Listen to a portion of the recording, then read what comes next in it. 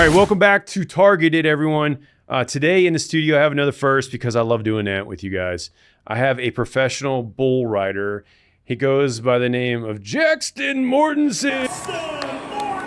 It's Jaxton Mortensen. Jaxton Mortensen. This is Jaxton Mortensen.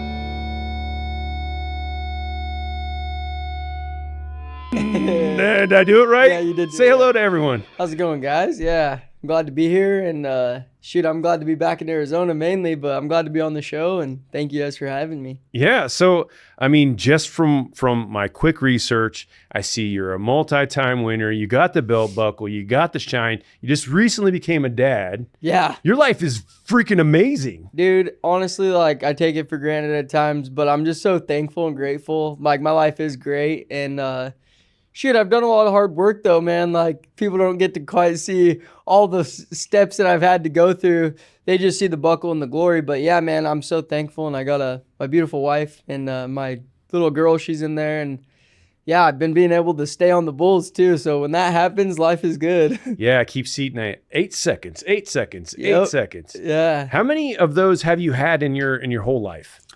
Shoot, 8-second rides. Man, 8-second rides in my whole life, man. I'd really have to get down to the chalkboard and figure it out. But I bet you that I've probably been on maybe like 1,000, 1,500, 2,000 bulls, maybe. Wow. And like, that's in my whole life. Yeah. When'd you start?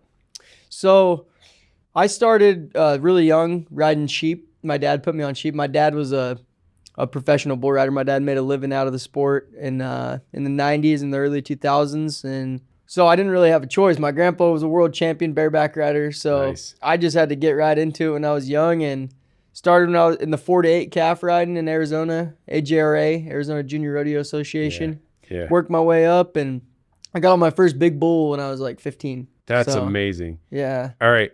Our chief editor, his name is Jaxson. Jackson? How do you spell it? Jackson. Oh, okay, Jackson. So for right now, I'm going to tell the audience, we're going to throw in a quick clip to show you exactly what we just heard he does. Jaxton Mortensen. Come on, Jaxton. Hey. Keep it going. Hey. Got it.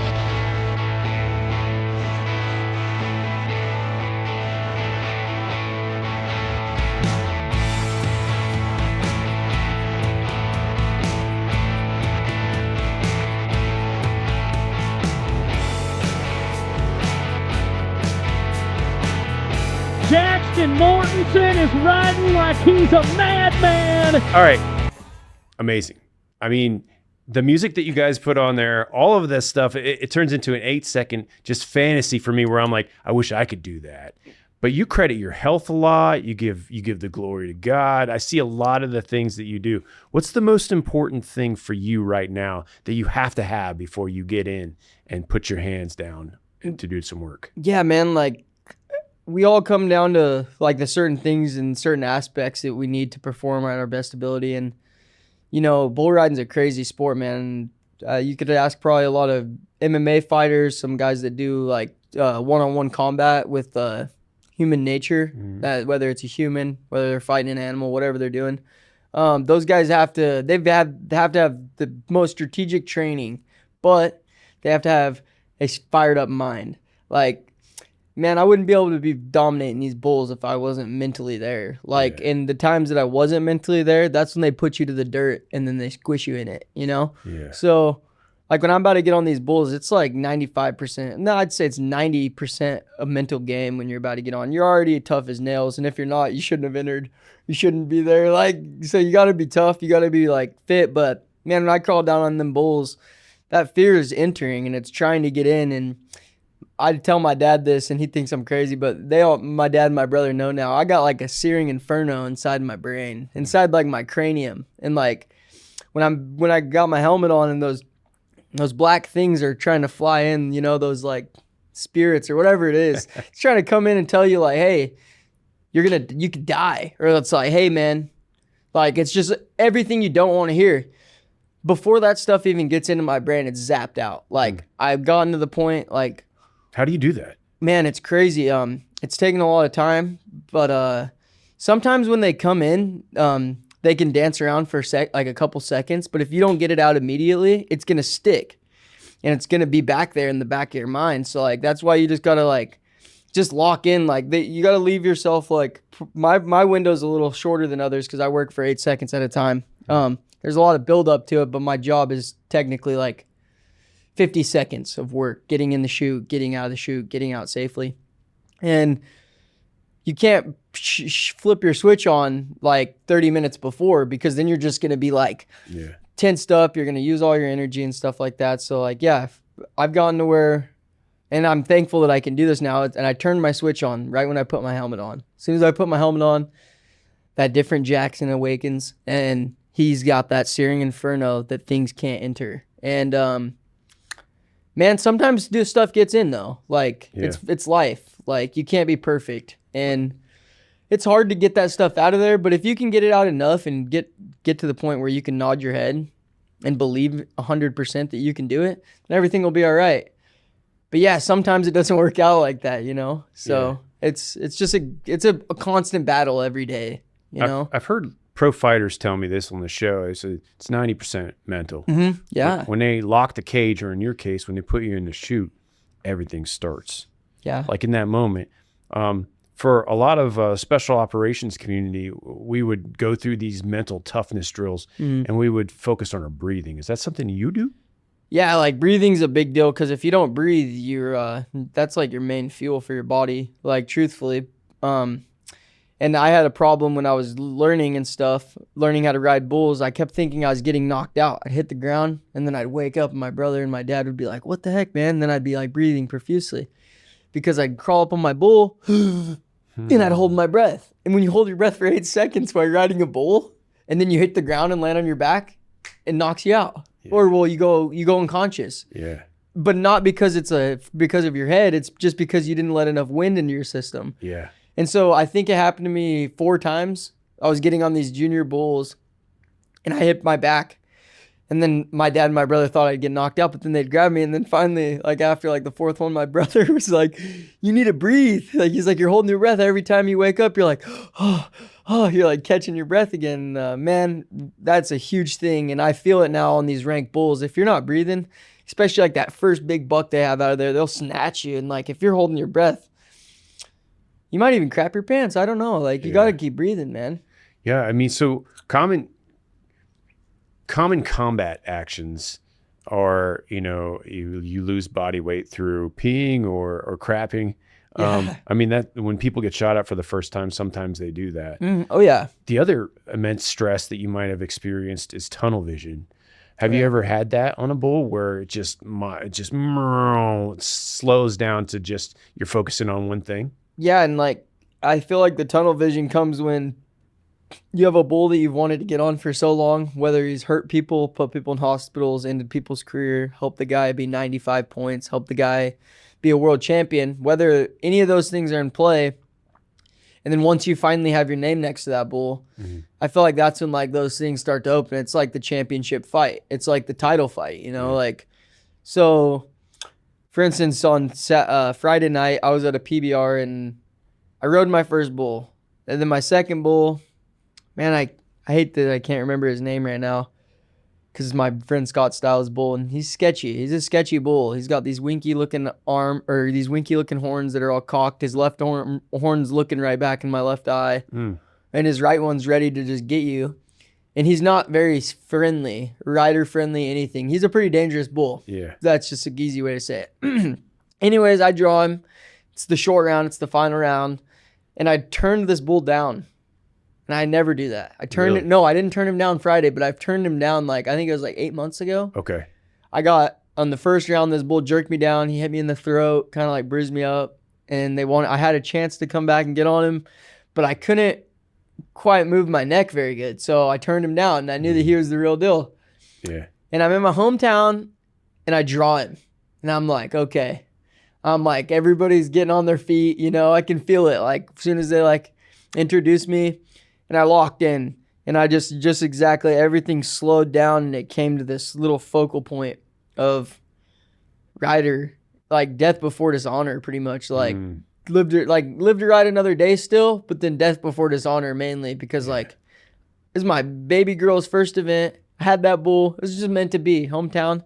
And yeah, man, I walked in. He had 2 crazy ones. He tried to get me on the second one. I was clear off to the side, and my dad says that those are the moments that like make bull riders, because like I was in the spot where I could have got the knife, and I manned up, and I just mentally came through it, and I still believed that I could ride him, and I did, and I rode him, and I was so locked in that when I hit the ground and I saw everything, like everything came like to me again. It was almost like I was above myself watching myself ride the bull, you know? Out of body experience. Kind of, yeah.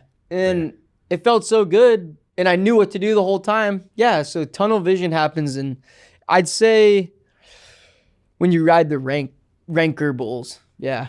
Because like the ones that are kind of just Joe Schmoes, it's just like another day in the office, I feel like. Yeah. Because I mean, that's what I am trained to do, and that's what I've been doing my whole life. So like, I'm supposed to ride those ones. But then when the ones that are supposed to get you, it's like, okay, maybe this is going to be a little crazy here, you know?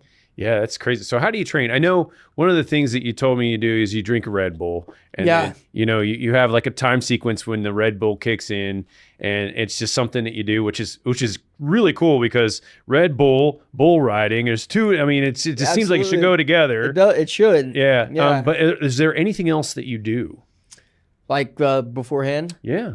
So there's I wouldn't say that I have like a strategic routine. Like a lot of guys like have it mapped out, like what they do and stuff like that. I feel like if you're going to get into that stuff, then, I mean, it just depends what kind of guy you are. But for me personally, I can't be having like a mapped out plan when I get to the bull ride. Like I got to live this 8 seconds at a time the whole time while I get here. So I show up, throw my bag down, go check in, stuff like that. I'll get all my stuff out and, just do the little equipment run down on my spurs, run down my boots, check my helmet, you know, make sure my vest's all right. And start getting my rope sticky. Well, you clean your rope, clean all the excess rosin off of it, and then I'm going to start lathering another layer on there. And for the folks at home watching, rosin is like baseball bat pine tar, but way worse. It's like actual glue. And I pretty much glue my hand on the bull. So that's also why a lot of bull riders can't ride for very long. So anyways, this glue, I get it on my rope, get all my stuff situated, change into my riding gear. Yeah.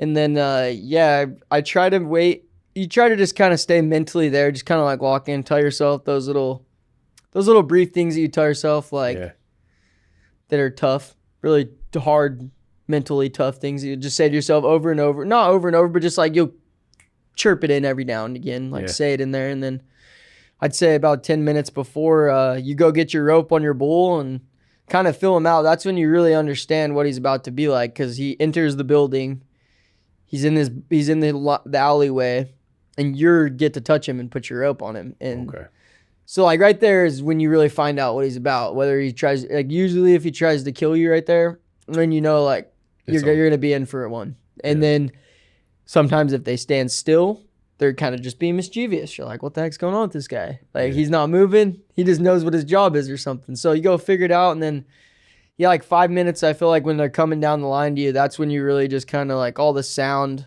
It's so loud in those buildings anyways. All that sound just kind of like gets muffled. Mm-hmm. It's like putting in the sound canceling AirPods. I don't know how it happens, but it just goes away. Extreme focus.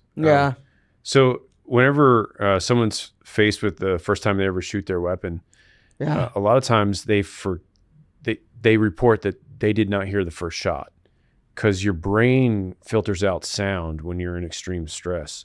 I don't know if you knew that, but like whenever you're extremely stressed, you become extremely focused and your body starts to work differently. I actually didn't know that it cuts out sound like that, but that makes a lot of sense, actually. So whenever you get off the bull and everything starts to come alive again, that's your body reminding itself that it's still alive. It's probably a good feeling, man. Yeah. You're like hitting the dirt on your back and getting woke up, not making the whistle and not winning. I mean, that's also, it's not the greatest feeling, but after you know that you're alive and everything, all your limbs are working, that's a good feeling too. But man, once you conquer one of God's beasts that he's created, Yeah. and you step off on your feet and there's a whole crowd of people there erupting, like, yeah, it's a different wake up. Like, you wake up into something that's like one of the most surreal feelings that you can feel. That's amazing. It's crazy, yeah. I can only imagine. There's a lot of songs out there that say, I go skydiving and bull riding. Yeah. And the closest I've ever done is get on a mechanical bull, and I was like, new appreciation, new respect for those guys out there doing the real thing. How do you train? Like, do you have a mechanical bull, or do you have bulls that you ride? How does that work? So, I mean, a lot of our training, like a lot of guys train differently. Like, there's multiple ways to skin the cat, and I know that you know that. I know that with all different professions. And for mine, for instance, me and my brother, we've trained by growing up just around the industry, messing with little ponies when we were little. Like, we'd have these ponies, man. We used to ride them, and they'd buck us off and bite us and stuff. And being around cattle, we had these little mini bulls that were mean that would hook us. We'd feed them every morning. Just like the main practice was being around the animals and being around the bulls and understanding how they work and watching them buck. And then also the amount of bulls that you get on, we call them the amounts of heads that you cover.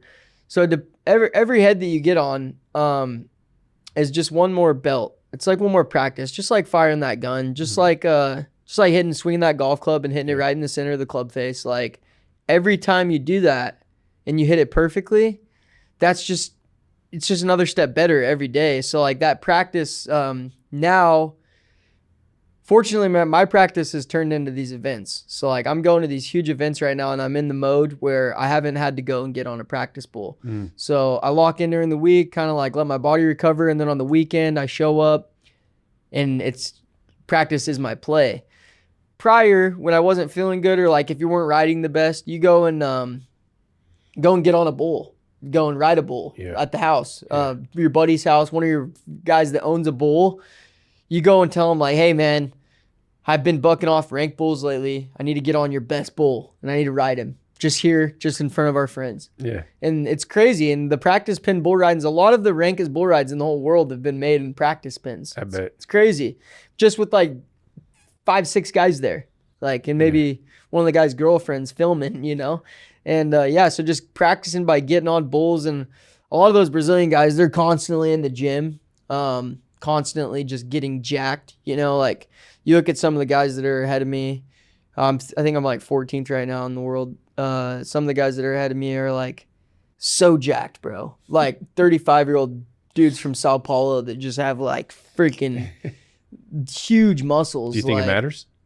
I mean, I'm getting the job done just as well. And I'm sure for his body, I'm sure for their body styles, it matters. And like, man, I'm sure that it would help me if I was like a little stronger. But I feel like the other day I was showing your editor the other day about it, and he said that I was showing him me getting stomped. That was what I was showing. I got hung up, twisted up, stomped on my ribs, and he asked if I was okay. And I've had like probably 500 people call my mom and ask her if I was still alive. I bet. And shoot, I'm fine. Yeah. Like I've been eating right. I've been doing the right things. I haven't really been like working out strong and hard like crazy, but I've been doing a little bit, and man, I did get trampled. I feel okay. So I guess it just depends whatever you feel like you need, and sometimes that's all you need. If you think you need to do something, go do it and change it if that's what you need. Bro, that's just dad strength, man. Congratulations on being a father. Yeah, thanks. You're right. Yeah, that's it.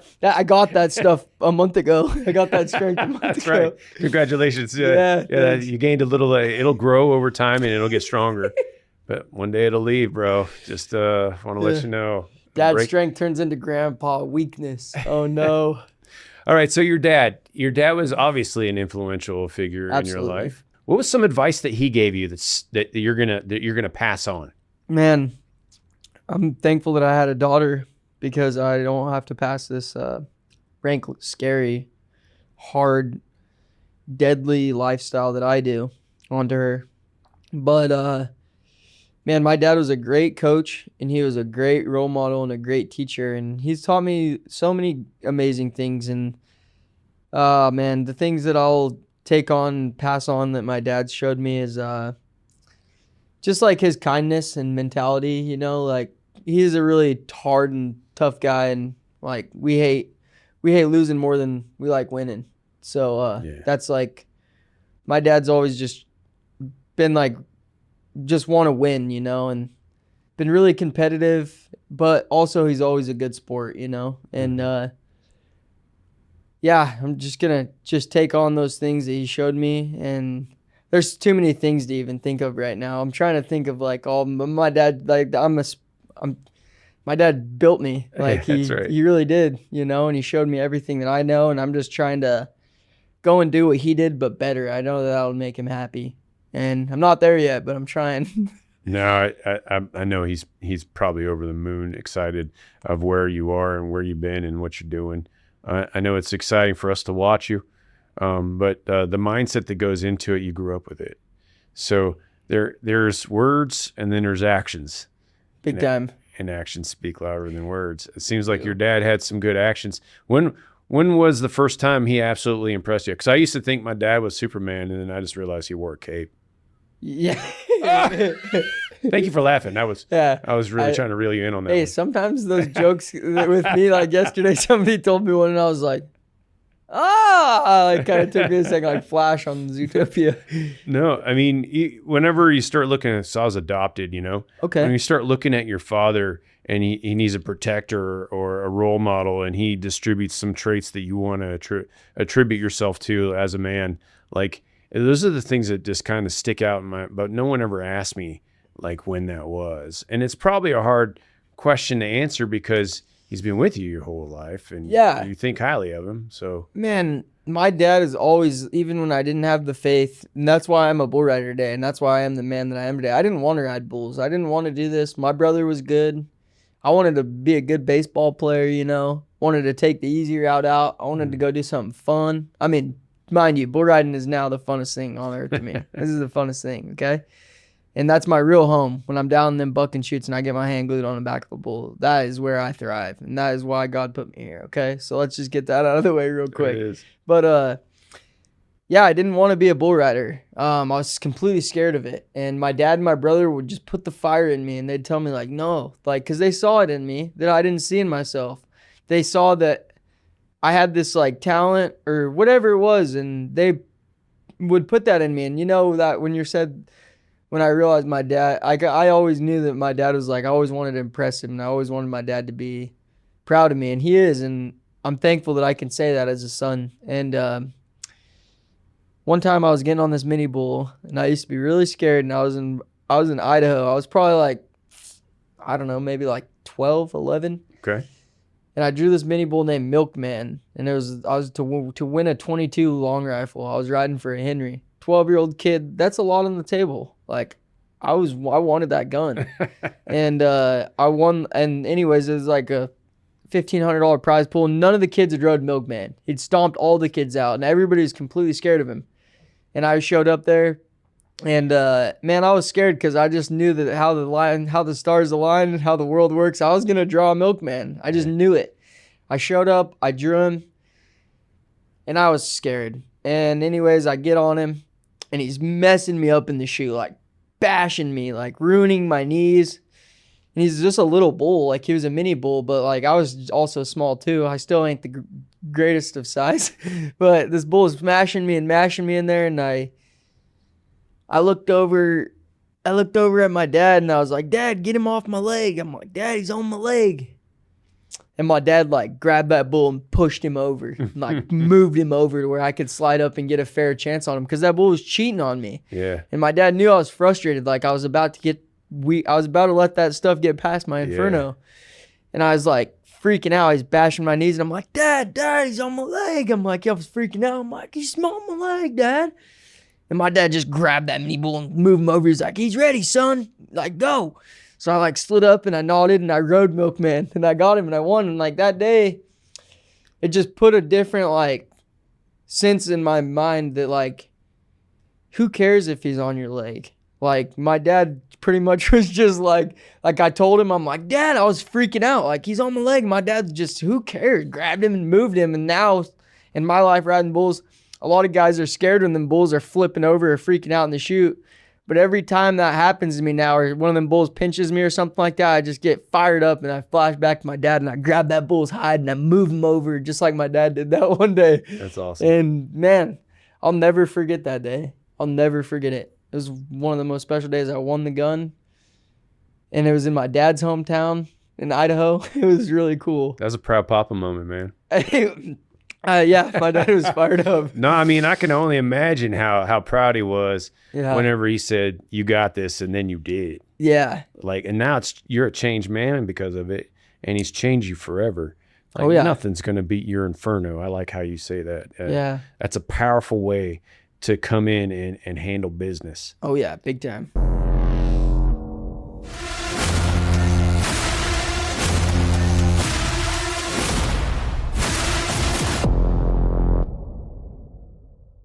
Stay with us as we stay on target with another awesome episode coming up next. We'll see you there. And subscribe to Targeted Now. As an ambassador to buckedup.com, I get to give you our special discount. That's Atlas25 when you go to buckedup.com to get that special discount. Only for our listeners, Atlas25. Go to buckedup.com now. Entrepreneurs, you're wasting money. Are you paying for TV, radio, maybe even newspapers? I gotta tell you, that's all dead. What's new? Well, I'm glad you asked, Atlas. It's podcasting. Just so happens I have a very successful podcast that I can put you on. We're looking for guests, so if you have a product or service that will help people, hit us up. Atlas Aultman Targeted Podcast. We bring new audiences to new people, and we bring new people to, well, you. Check us out.